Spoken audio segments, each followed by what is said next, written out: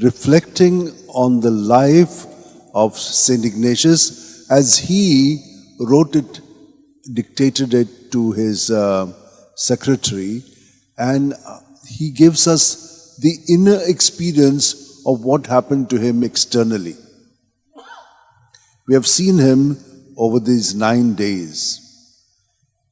He experienced Jesus as the light.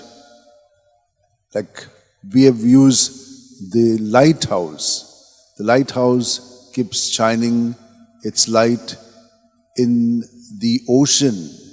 So from land it shines there so that the ships which are there caught up in the mist and fog, they can see this light and come to the shore. So also our life, when we are also in a misty kind of way because of our ego, we can't see the shore. We don't know where we have to come to be in the light. So his light shines on us through his word, through his ministers who are also like the light which the lighthouse also shines. So this is what happens to him.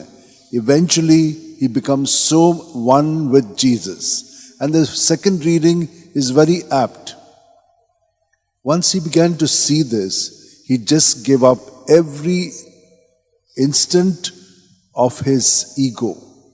Whatever kind of things that were there of his ego, he just let it go. He just surrendered it to Jesus. And he bought the field where he experienced the kingdom.